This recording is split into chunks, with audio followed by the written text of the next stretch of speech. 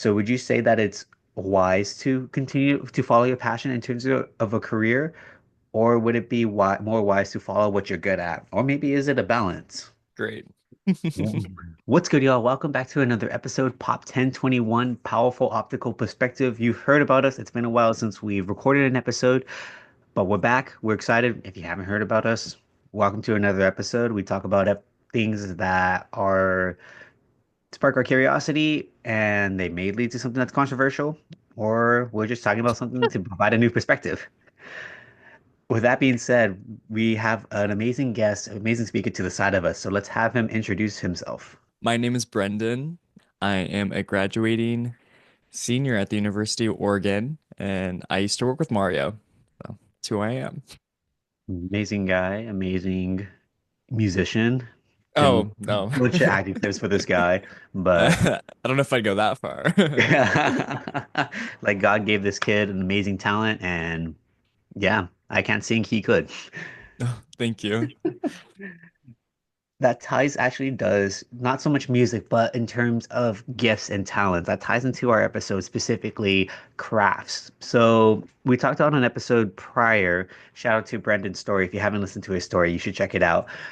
But in terms of getting older, we learn new traits. We learn new skills. We learn a bunch of new things, and sometimes it interests us, sometimes it's just for work. And we develop new skills and we work on a craft. So how do we master a craft? What would you say, Brendan? So I think that mastery and familiarity with anything is really just a habitual process of making something become very like intuitive and natural to you.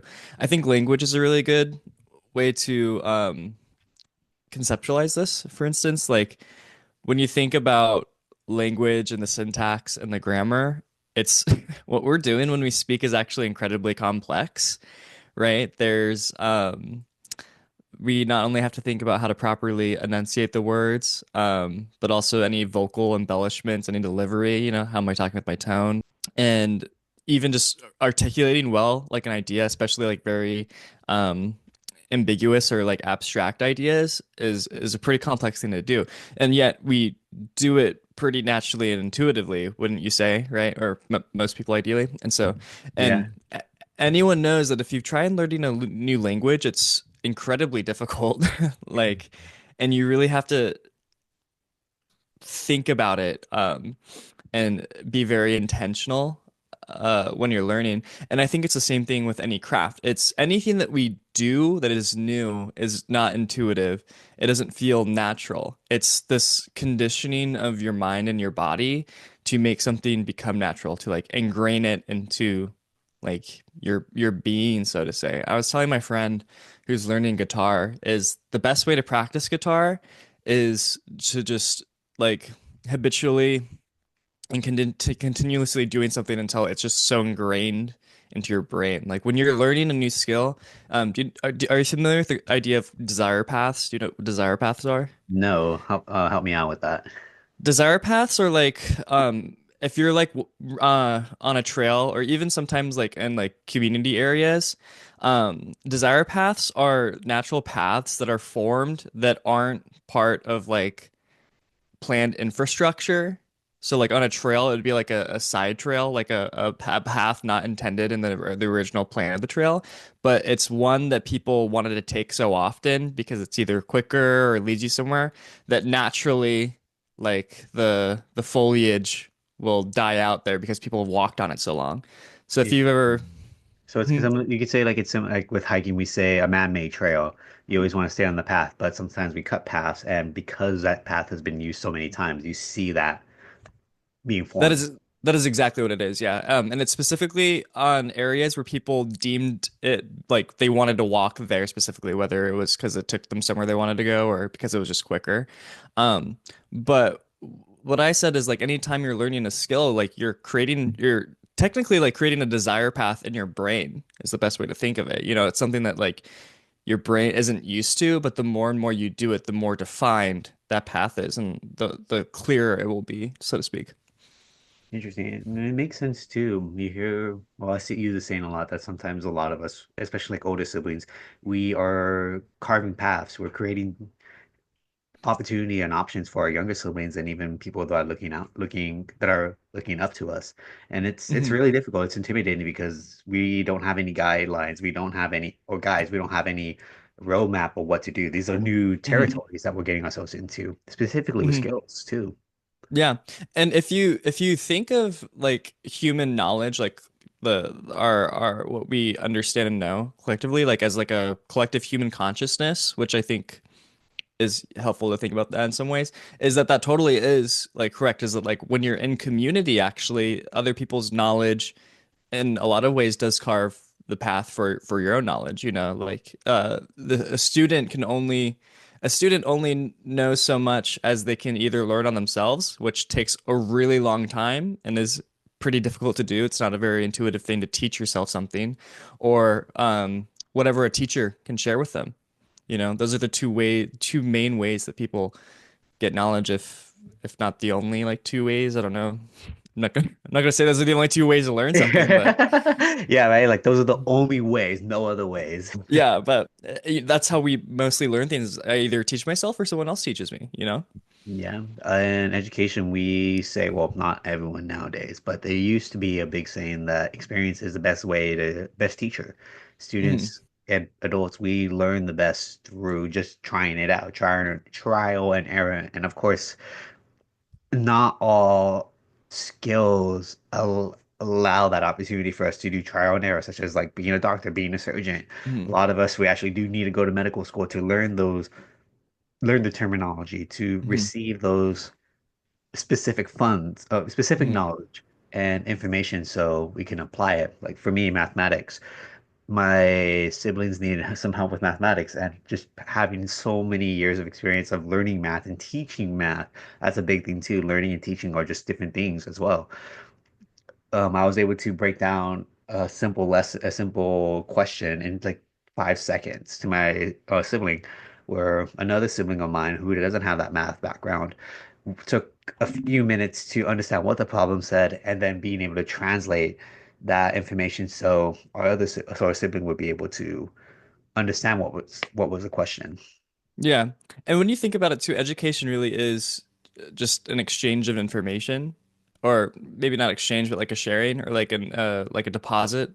depositing of information. But Like a if you're, transfer. huh? What was that? Like a transfer. Yeah, transfer. And ideally, actually, it typically should be an exchange, because if the teacher isn't learning something, whether it's about how to properly teach someone or about whether, you know, look at it this way too. It's like once you become familiar with something, you kind of get like you form, to use this word again, like kind of like a conditioning. Like if I am so exposed to something, I get become so familiar with it that it's really hard for me to get new perspective on this thing. But I can never see that thing the way it is again. And this is what happens with words. Words do change meaning eventually, but that's why, for instance, it's really hard to like reappropriate like let's use hate speech for instance, is because hate speech has been so ingrained in us to produce a reaction that that it's really I can never look back at a hateful word and see it in a different light. Does that make sense? But if someone's never seen that word before, none of the emotional context is there. You know, it's just a thing. And so to bring it back to a lighter topic, you know, a teacher can never look at something they have mastery over again from a fresh perspective, right? It's they can maybe learn new insights still, but like actually seeing something and having it become unfamiliar again is not something that they are able to do. And so ideally a teacher when they're teaching does get new insights because someone with a fresh perspective is looking at it, you know, and is talking to them, and hopefully they can see it again almost kind of, you know, in a retrospective way, like when they first learned. So I think teaching largely ideally is an exchange of information. But going on about that is when you think of it that way, it's like you're in communication. There's responsibility on the student to be able to be receptive to information, right? There's been times where a teacher could have given me the secret to life or something, if they even could. And I was just not even like paying attention, It's like I wouldn't even been able to receive like this really important information, even if they like shoved it right in my face because I was just checked out, you know? I was gonna say one more thing, but I can't quite remember what it was. Well, piggybacking on what you were saying, I remember either it was in a book, which is pretty ironic, or a friend told me this that in terms of information and knowledge and wisdom, I think specifically on a book isn't good until the person is ready to read it. Oh yes. Mhm. Yeah. Go on. Oh no, I remember what I was gonna say now is back on to this idea of experience is that the number one, yes, it's like I have to it's like a posture. Like learning is a disposition. If and that's why, like there's been so many things we've done and experienced over our lives, but how much of it actually formed us part of our identity, It's like, for instance, I tried wrestling when I was in sixth grade, right? Like I did it, but it's so far removed from who I am. But it's a desire is a big part of it too, right? The things that we desire for their own sake are typically things that we learn better because that vigor, that genuine interest, and you can't fake being sincerely interested in something, Like if you have a passion for something, it's part of like the human nature, the human spirit to just become, invested to invest your Yeah. time and attention into that. But what I was going to say about experience too is like I think that what you mentioned about experience is so important, and that was what I was going to mention. I forgot is Mhm. that um there's something that like forms us through experience that can't happen necessarily conceptually like through a book, right? Like if you read a book, like a travel guide on, Paris, for instance, it can give you a lot of the like analytical information on like what it's like this is the historical background, this is where all the things are, this is what you can do. But actually being there in that environment and like the atmosphere is something like the information is far removed from the actual thing itself. If you want exposure to the thing itself, if you want to know what the actual thing is, you have to go be there, right? You have to Yeah. go do it. Yeah. It's just like riding a bike. This is an analogy I use a lot, a lot lately. That at some point in life, where when it comes to school, it's great to have knowledge. It's great to learn and receive information from people and teachers and other individuals who have that experience. Because at the time, we don't have that experience. But at some point, in terms of, I guess, like making the analogy on riding on a bike, it's better to learn how to ride a bike than actually learning on the history, learning, I guess, reading on how to ride a bike versus actually getting out there and riding a bike, if that makes sense. I think the kind of the heart of what you're saying is that like information should be practical, Mm. right? It's like if we have knowledge of something, it should be useful for it's like knowledge should be made practical. If I just have a bunch of random data in my head, but I don't actually know how to use it or actually how to act upon it, is that really helpful for me? It's kind of trivial at that point, right? Yeah, it's It's just like information. just floating, yeah. And this kind of speaks on like this idea between because you're right, it's like knowledge is important. It should never be like a this or that. It's just understanding that these are just different tools and different ways of visualizing and understanding and interacting with the world, right? And so the German philosopher Immanuel Kant, this was a big thing that he was famous for, was like um the what is more important, or what is like more real or indicative of like truth and knowledge? Is it this analytical head concept information that you can't feel or touch, or is it the experiential sensory information that's like immediate, it's there, I have it? And it's not one or the other. We use both every single day, right? For instance, like something that's very sensory or very informational is like cooking, right? I don't know what tastes good if I don't eat it, and I don't try it. But also like we wouldn't without this really heady, we would have like something like pure mathematics, right? Because math is kind of an abstraction of the world, right? They're we don't like exist in a sea of numbers, but they have very real implications over our lives, right? And so it's just one of those things where you're right, like my conceptual information isn't ever really good unless I'm able to make that practical. But also on the other side of that, is my sensory information ever good if I'm and my sensual information, my experience ever good if I don't ever properly comprehend and understand it, right? Mhm. The brain is such a Especially if you want to teach others. fascinating, yeah, the brain is such a fascinating muscle to be able to receive information, to be able to break down, comprehend the information, and then on a deeper level, be able to use that information for Hmm. whatever situation you're in. Yeah. Yeah, we're like organic computers, Yeah, kind of. Hmm. really the original AI, the supercomputer. Yeah. This ties into not so much the brain, but talking about passions and doing what you're good at. Hmm. We hear this saying a lot, follow your passion, just go out and seize the moment. That's a quote right there.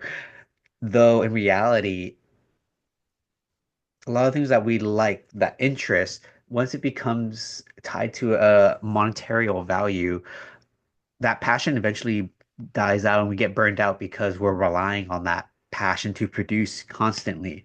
So would you say that it's wise to continue to follow your passion in terms of a career, or would it be more wise to follow what you're good at? Or maybe is it a balance? I'm so glad that you posed this like or that you framed this with the idea of like having like is this lucrative, like this monetary mind, because our like Western minds, like it's really hard for us to comprehend the world without having money in our vision, at least somewhere in our peripheral, is because that is really how we sustain ourselves and how we live, is like, can I make money doing this, or like how successful will I be, and will I be able to like afford a house and like afford to support myself.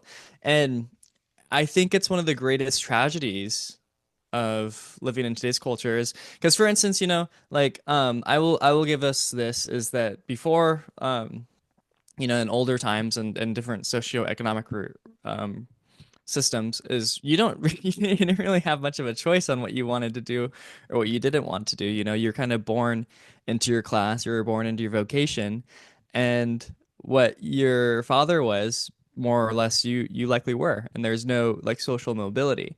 And so that's what's nice about living in today's age, is that we have a reasonable amount of social mobility, right? I can, if I want to go get educated, most people ideally have access, if they try hard enough, to things. It's just maybe not very easy for some people. But to get back to your question, is, should we follow our passions or should we follow what we're good at? And I think to best answer that question is like, I think having our desires in the right place first is a really good first step. Because if I'm passionate about something, not for its own sake, but like for some desired end that I perceive it can provide. For instance, let's like take like something in entertainment. It's like, let's say I want to be an actor, not necessarily because of the sake of acting and the art of acting, but maybe because I desire some like ulterior motive through that, whether it be fame or money. No, you shouldn't you shouldn't chase your passions, right? Because if you're not, and I think that we see this in a lot of media, is there, I think, to me, there's so much media that is being put out right now that's not for the sake of like doing the art, and this might sound a little pretentious, and that's okay, it might be, but like I think it is worth considering, is that we want a world full of people doing things that they're passionate about. Because when I'm sincerely passionate about that thing itself, I'm going to give my essence and my being and pour my soul into it. And ideally, if I have lived a life where I have cultivated a sense of, virtue and a sense of integrity, and a sense of like discipline, is that will be a good thing, right? Because I think we're as humans created to desire excellence and to provide good things for others. But if I'm doing something for the sake, is that your work is always going to follow that desire, whatever it may be. And so I love that you brought up money in this instance, is because if you're doing something solely for the sake of money, you're no longer pursuing what you're doing entirely for the sake of the thing itself. And so Yeah. your end goal is actually money. And so back to media is, I think that so many things now are produced and manufactured not for the sake of cultivating or generating manufacturing a better world for us to enjoy, but rather checks, and capital for other people, right? It's like, I think the film industry is pretty indicative of this, and also the music industry. But I feel like film, it's a little bit easier to like define. Is that it just seems like there's so many movies being put out just because they want people to like just pay money for it, and they feel very like just like very generative in a way that I don't think is entirely interesting to me. And this might just be a personal conviction, but I don't know. I'll let you touch on that. Yeah. Well, if you think of the looking back at it now, well, I was never, and even today, I'm not too much of a big movie person, but the amount of movies that are coming out, the amount of content, especially now that we have YouTube, we have other streaming networks, it's a lot. It truly is a lot. What used to be unique in a film that we liked is now being replicated and created for a different purpose. It's I think my sister and I joke about it a lot that when we watch a film, it's like, oh, this is the rising action, this is the falling action, this is the hero's journey. You can pick up a lot of these stories and it becomes predictable, which Yeah.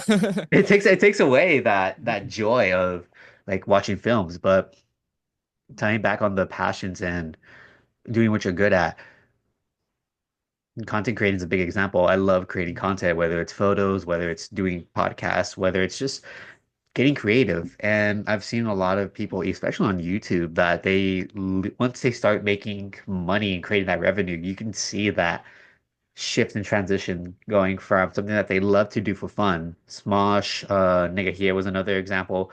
They hmm loved what they're doing, but you could see as time went on, their craft got very specific and it's a niche, which is hmm unfortunate, but that's it. At the end of the day, when you do something for that long, you got to find a Yeah. way to make that money.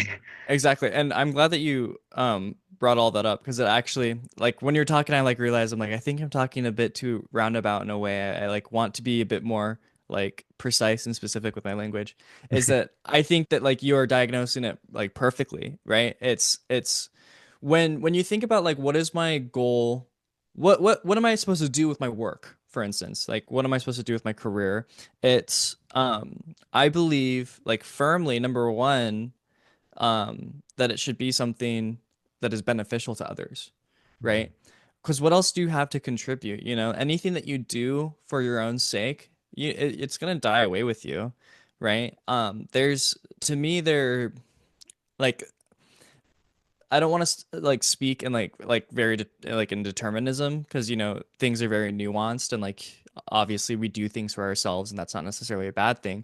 But when you look at like the culmination of like your life's work and effort, it should be for the sake of other people, or for the somehow better furthering society, or like furthering humanity, in a good cultivating way, right?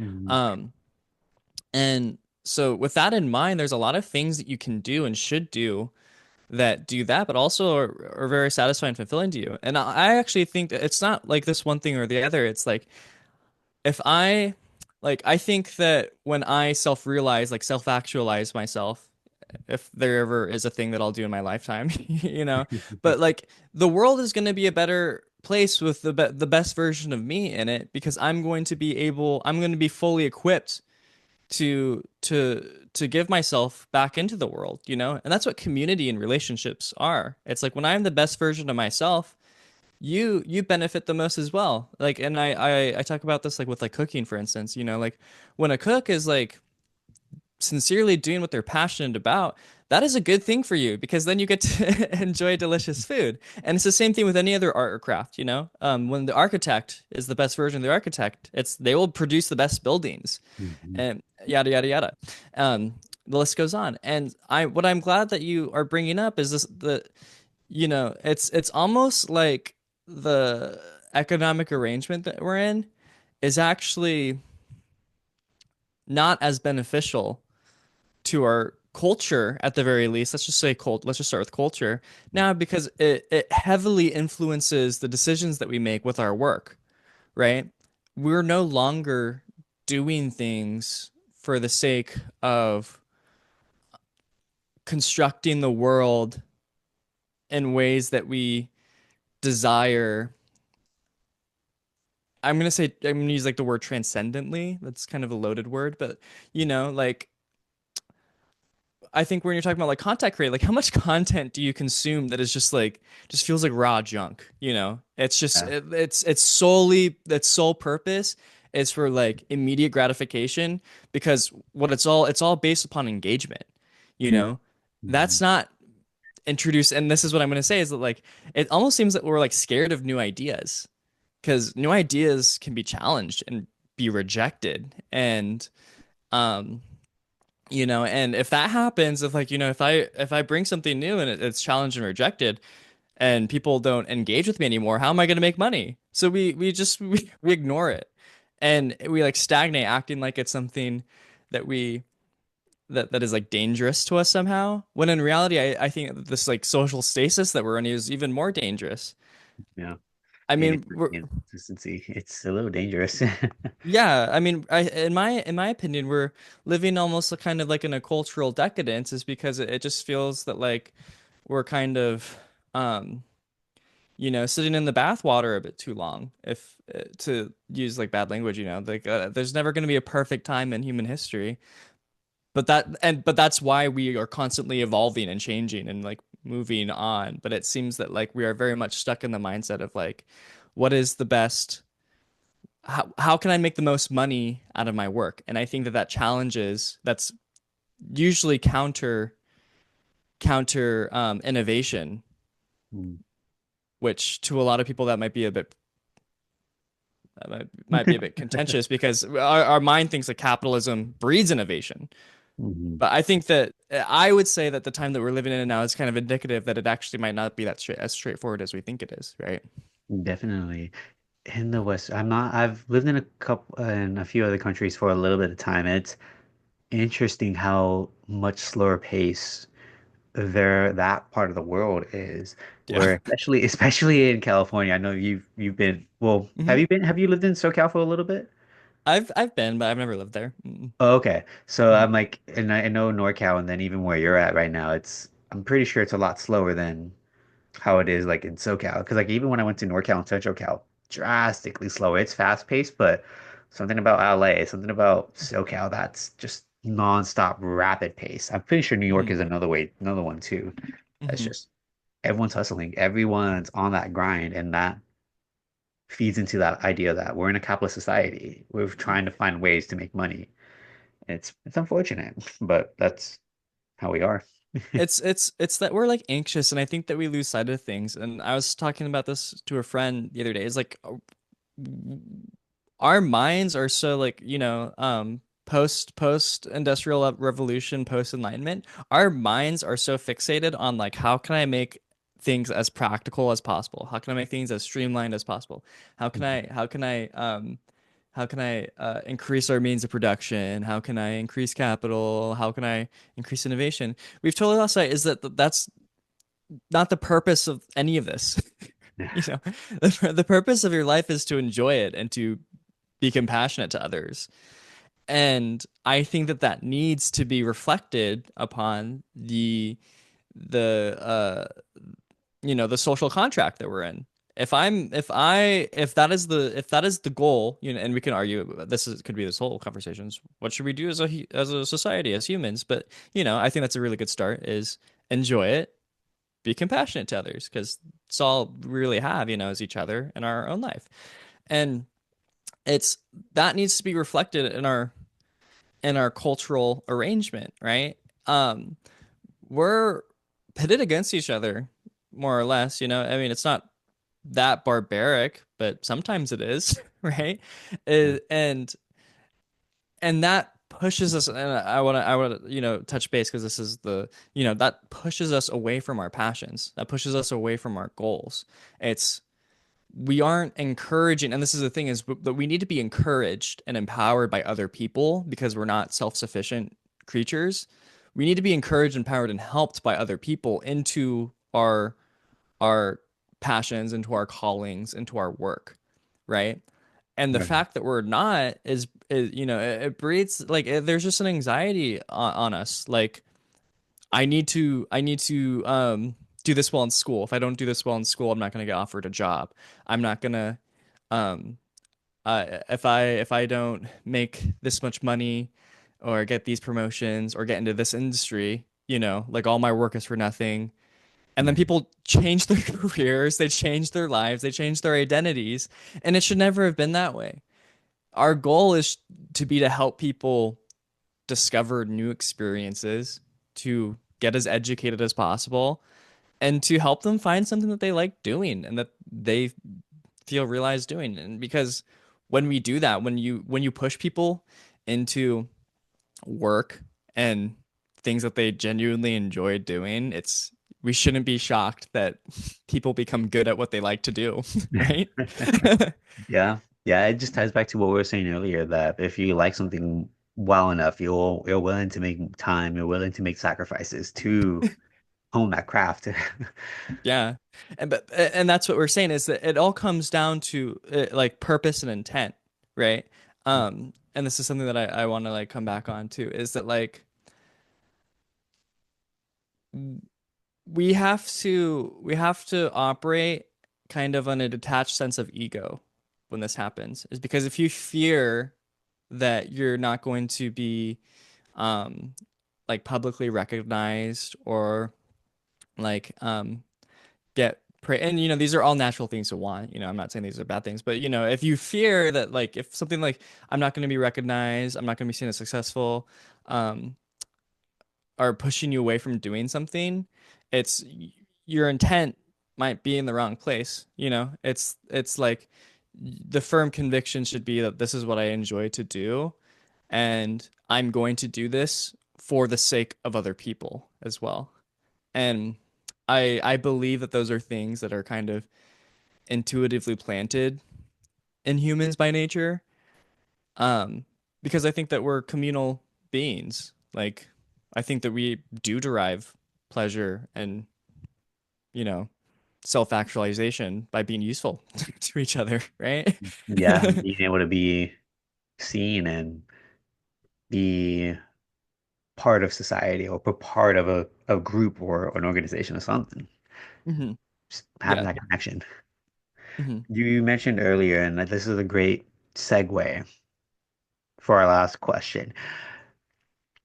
With all the work that we put in, with everything, with the experience that we've gained over time, we sometimes we're gonna hit a point where we're unsure if this is something we want to do, and a lot of us we ended up changing careers. We change our whole, I guess not so much our identity, but what we're doing. And that brings the question, is what we're doing going to be a waste of time? Is that amount of work and dedication we put into something to not continue to do, does that become pointless? The only the only time that is ever wasted is time that you are unable to learn from. Right? Like, and I was thinking about this, you know, because I had a really roundabout way of schooling and education where it felt like I wasted a lot of time. But I'm like thinking about it, I'm like, did I really waste my time and money? Did I really like I changed a lot and I learned a lot about myself through that process, what else was I supposed to do? You know, like like it's and to be very generous with myself, let's like pose a hypothetical. It's like, oh, what if I did that? Or what if I, got into an industry, got into something and I just didn't grow. I didn't learn the things that I learned about myself. I didn't like yeah, let's just say that. Like I didn't learn the things that I know about myself now in a more societally agreed upon idea of like success or like, like pathway in life. And it's just like that would have been useless, right? Like there are things about being human, understanding our own humanity, like what makes us who we are, that transcend, that are above these like cultural norms and expectations, that are above our jobs. Our job is a socially, like the way that we understand our job is a socially constructed idea, right?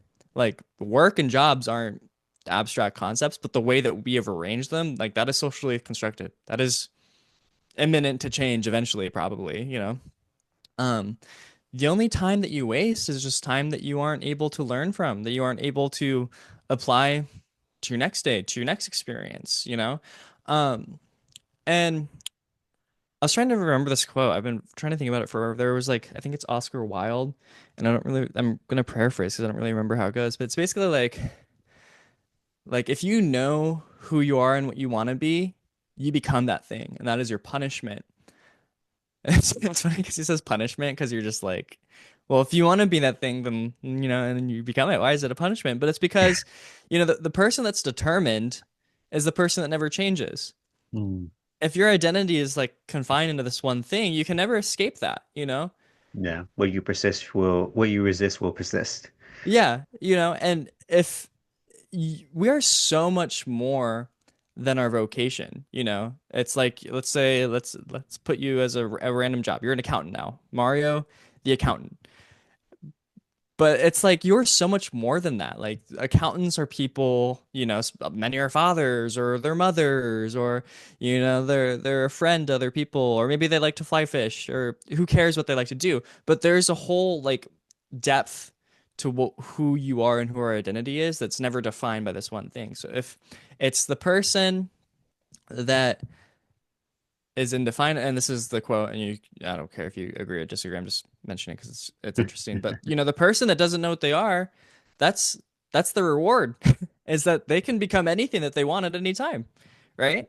They can learn new skills, and I think that there's something like sincere, like it's actually good for our brains to continue learning, to continue to do new things. And so I really despise that like cultural um idea that somehow changing your career or somehow deciding that you want to do something different is like a waste of time, is because we're and this is an idea from Plato, but we're all in the process of being and becoming, you know. I exist here in this moment, but tomorrow's a new day. It's a new change. I think that we get really caught up in these like ideals where it's like this is this is eternal and can never change, and I have security in knowing who I am. But really, it's just, if that was really the case, it'd be boring. Life would be boring. You wouldn't have variety. You wouldn't have new experiences. And I think that's what we actually do desire and makes life interesting, is that there is possibility, everything's latent. There's something that is going to happen tomorrow that's different from today. Yeah. That should be something that's interesting and something that when properly received and acted upon is like celebrated, in my opinion. Yeah, no matter how much we try to make every day the same, it's always going to be different. Even if it's a small thing, it does make a difference. And like you said, we do get bored of that repetition. And once we build that repetition, sometimes we lose the reasoning and the meaning why we started this. A lot of us, we see our careers as our identity, not so much on the reason we got into this field. It's like for some of us who are, let's stick with accounting, who want to be accounting, they wanting to be in accounting not for the money, but to help out other people, to help learn to receive knowledge of money. Because maybe their family, that when they were younger, they had a lot of issues with money, and because they didn't know how to use money. So when they became an accountant, they received all that knowledge. So now they want to be able to mm, provide that knowledge to other people. So in terms of having that job and having that career, some of the most successful people in those fields are the ones that don't see their identity in their job. They see their job as a tool, as a at the end of the day, as a craft. How are they creating that? How are they building their craft up so it could be useful for other people? Okay, yeah, and that's a great that no, that's a great question. Well, I have my idea. I'm trying to figure out the best way to to present the idea. Is we keep on using this idea like craft, like work, Mhm. like accomplishment. Like I need to accomplish something. Yeah.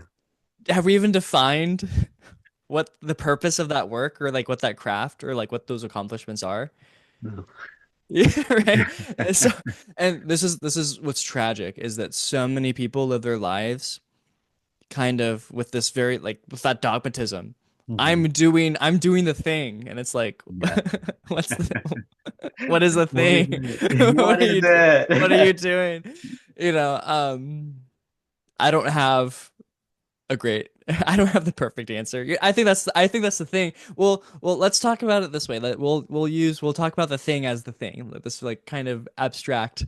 A little variable. Yeah, like this variable idea. The thing, that's the thing about the thing is that you never really know quite what it is, but we have impressions about it. It's good. We know that it's good because why else are we Driving pursuing or towards it. Yeah. driving, trying to accomplish the thing, right? Um, and to me to look at this from a biblical and like religious perspective is that's the whole purpose of Ecclesiastes, right? And for any listener that may not know, it's like Ecclesiastes is the book in the Bible. It's very to like use philosophic terms like nihilistic or like absurdist. It's Mhm. like, we're here on this earth. I'm realizing everything's temporal. I'm realizing everything's changing. Everything is dust. I've come from dust. The work of my hands will be made into something, but it'll eventually become to dust. Like I'm going to die. Everything happens under the sun. Life is then the author uses this like poetic term basically, which like in English is like life is like a mist or like a fog. Like it's changing. It's mysterious. I can never capture it. Um, is there even any meaning and behind any of this? All this is meaningless, right? Yeah. And we as humans implement the thing into our lives. That gives us purpose. That makes it so that like I can justify working today because I'm accomplishing something and Yeah. it will mean something. But like really, what are you like accomplishing? To me, I have the strongest conviction that the thing that we're all designed to strive for, is like goodness and like specifically like God's goodness, right? It's Mhm. like what is good for creation. Let's like say that like for creation, like for the earth, for me, for you, is like God's goodness, like God's design for the world, which is like peace and harmony, um, uh, pleasure, enjoyment, and that is the purpose of craft is to provide those things. And so let's like I think art um is good to use with this because I think that it's like who doesn't enjoy art at least in some medium or degree is like it's like we enjoy our life when someone's a good gardener and makes like and cultivates beautiful plants and beautiful flowers, and we enjoy our life when we go out and hear talented musicians, and we enjoy our lives when we when we go to the museum and see all these magnificent works. Like those are things that we don't enjoy them because they give us success or recognition or they gave us money. We just enjoy them because they're good. Yeah. Just because they're good things that we enjoy because they invite pleasure into the world, and enjoyment and gratification. And to me, that is the purpose. That's really what we're trying to do when we chase the thing, right? Is that we're trying to manifest a society that is built upon these virtues of justice, of order, of um of relationality, relatability, you know. Um and so back to like what we were saying about like the purpose of our practice and of our work is that we have to understand that that's what our work is meant to accomplish. Our work isn't meant to accomplish, you know, um am I going to be able to afford the lifestyle that I want? Am I going to be able to have the accolades or the success that I want? You know, it's that is such like a, I mean, it's an easy pitfall. I'm not like ridiculing anyone that like is in this place because, you know, it's just natural the way the world is. But we have to understand that that's not, that doesn't really amount to anything. That doesn't have any like any actual value to, to not only yourself, but like even to anyone else. Like who cares like Yeah. what you did, like what awards you have, right? It's like, did you make the world, did you cultivate like a better world for other people, right? Yeah, some of the people who are the least lost is a better way to say that, but I'm gonna keep it like that. Are Hmm. the ones that know their reason, that have their reasoning why they're doing why they're acting the way they are, why they're doing and behaving certain ways, because it's for a greater purpose. And at least for us as followers of Christ, it's to provide joy to the kingdom of God, to Hmm. show the people that they're loved and cared for and Yeah. the Savior. Yeah, honor God and honor other people, right? And because this is the thing is like what else do we have? Like do you really have anything beyond that, right? And I mean, even from a secular point of view, it's that philosophers argue over this constantly. It's like even people that are non-religious argue over what we do or don't have.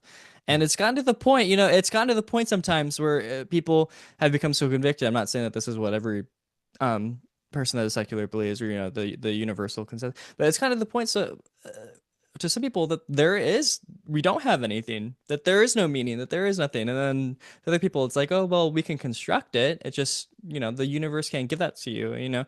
It's just like where is this weight to your existence, right? And people are going to have their own convictions and believe what they want. But I think that we can all at least hopefully come to a general consensus is that it should be beneficial to something that's just more than yourself or more than your own desires, right? Um, because like not to like rain on anyone's parade, but you know, we're gonna die. Like Yeah.